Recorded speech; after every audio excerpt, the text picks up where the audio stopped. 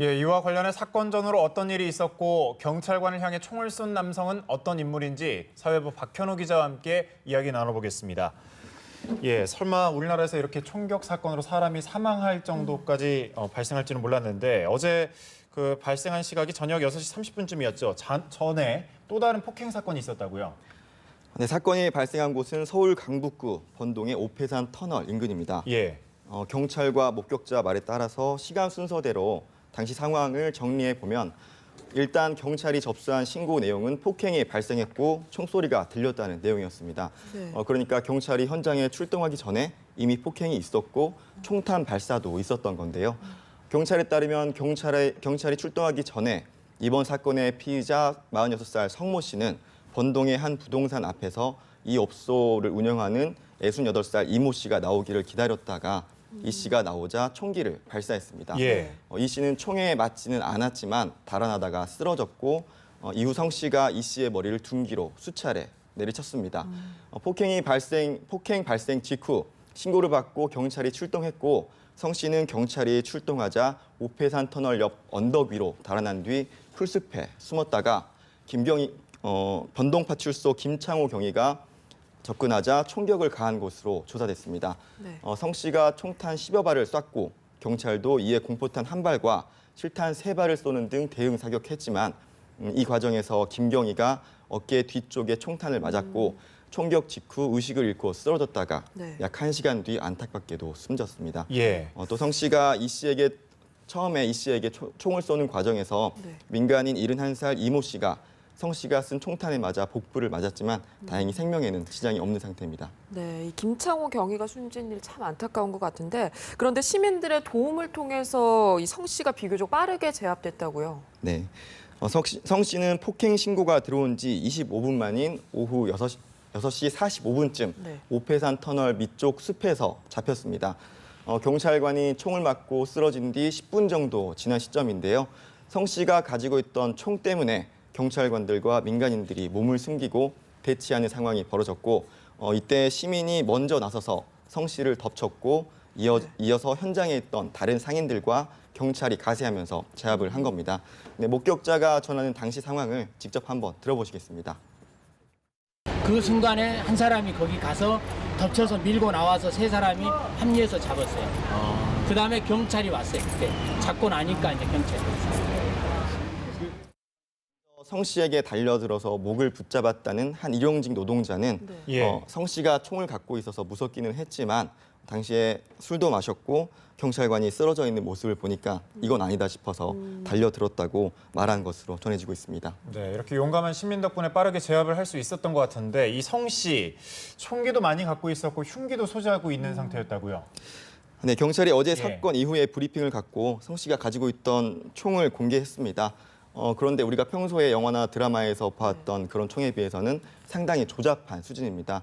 예. 화면을 통해서 보시는 것처럼 강목 같은 나무 소재에 파이프를 연결해 놓은 형태인데 자세히 보시면 방아쇠도 없습니다. 네. 경찰에 따르면 총기에 불을 붙이면 파이프 안에 있는 쇠구슬 같은 형태가 발사되는 형태라고 합니다. 아마도 인터넷 검색을 통해서 찾아보고 만든 사제 총기인 것으로 추정이 되는데 우리가 생각했던 총기 모습에 비해 조잡한 모습이긴 하지만 예. 가까운 거리에서 쏘면 사람을 사망에 이르게 할 수 있을 정도로 큰 위력을 가지고 있었습니다. 네. 성 씨는 검거 당시 이런 사제 총기를 16정이나 가지고 있었는데요. 이뿐만 아니라 흉기도 7개나 가지고 있었다고 경찰은 전했습니다. 예. 또 실제 폭발할지는 알 수 없지만 요구르트병에 무언가를 채워두고 심지를 꽂은 사제 폭탄도 발견이 됐습니다. 네, 뭐 조잡하긴 하지만 정말 위험한 물건이잖아요. 직접 사제 총기를 만들어서 뭐 경찰관을 쏘기도 하고 폭탄의 흉기까지. 아니, 이 성 씨는 도대체 어떤 인물인 건가요? 네, 전과가 제법 있는데요. 네. 대법원 관계자에 따르면 성 씨는 2차례 강간범행을 저질러서 총 9년 넘게 수감 생활을 했습니다. 예. 특히 2012년 9월 출소한 뒤에는 위치 추적 전자장치 부착 등에 관한 법률에 따라서 전자발찌를 차고 있었던 상황이었는데 네. 2014년 1월부터 차고 있었습니다. 어제 사건 현장에서 전자발찌를 끊기도 했습니다. 강간 범죄는 각각 주거침입 특수강간과 청소년 강간이었는데요. 성 씨는 이 외에도 수감 중에 교도관을 흉기로 상해한 혐의로 징역 2년을 추가로 선고받기도 했고 수감 중 동료 수감자를 무고한 혐의로 벌금형을 받기도 했습니다. 정말 죄질이 상당하네요. 또 SNS에 경찰관을 상당히 적대시하는 발언도 올렸다고 하네요. 네, SNS는 예. 되게 우리들이 지인들과 자신의 생각을이나 뭐 소식을 공유하거나 네네. 뭐 새로운 친구를 사귄 용도로 쓰곤 하는데 그렇죠. 사건 발생 직후에 이제 이 성 씨의 페이스북에 들어가 보니까 친구로 등록된 사람이 한 명도 없었습니다. 글은 제법 있었는데 자신을 위한 글을 남기는 공간으로 SNS를 주로 이용한 것으로 풀이가 됩니다. 게시물 중에는 경찰 한 명이라도 더 죽이고 가는 게 내 목적이다. 경찰과 충돌이 불가피하다는 등 경찰을 적대시하는 글이 자주 눈에 띄었습니다. 성범죄 전과로 전자발찌를 찬 자신을 주변에서 감시하는 경찰관이 잠복하고 있으며 이 때문에 충돌할 수밖에 없다는 내용의 글들이었는데요. 예. 전문가들에 따르면 일종의 과대망상 같은 정신질환을 앓았을 가능성이 있어 보입니다.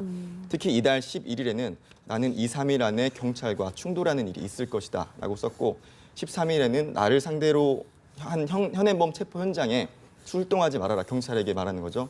괜히 진급 욕심내다가 죽게 될 수 있다며 자신의 행위를 예고하거나 선전포고하는 듯한 글을 썼습니다. 어떻게 보면 계획을 미리 했다고 볼 수도 있겠네요. 네네네. 예. 또 그런 점이 더 의심이 가는 부분이 범행 당일에 애초 성 씨가 범행 대상으로 삼았던 인물이 부동산 운영자인 이 씨였잖아요. 네. 예. 이 씨는 총이 없는 상태였고 근데 이런 이 씨를 상대하면서 서바이벌 게임에 사용되는 방탄 조끼를 입고 갔었고 그리고 당시 헬멧도 착용한 것으로 전해지고 있거든요. 네. 다량의 이런 점들과 다량의 총기를 소지하고 있었던 점 등으로 미뤄서 이 씨에 대한 폭행은 경찰을 유인하기 위한 범죄였고 사실상 경찰관을 노린 계획된 범죄라는 분석도 나오고 있는 상황입니다. 여러 정황을 살펴봐도 진짜 작정하고 벌인 일이라고 볼 수밖에 없을 것 같은데 우리나라에서 이런 일이 잘 발생하지는 않잖아요. 근데 이런 상황이 발생했을 때 우리 경찰은 범죄자가 총을 쏴야 대응 사격을 할 수 있는 건가요?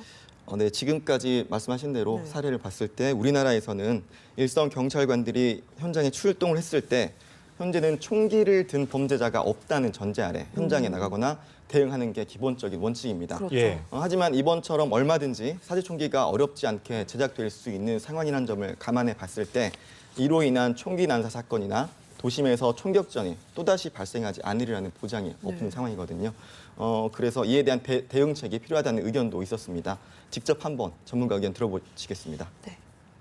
이번 사건과 같이 시가전이나 또는 인명을 대상으로 총기를 난사하는 경우에는 미국 경찰과 같이 적극적으로 응사하거나 심할 경우에는 현장 사살을 할 수 있도록 하는 공격적인 사격 매뉴얼의 개편도 필요하지 않나 생각을 해봅니다.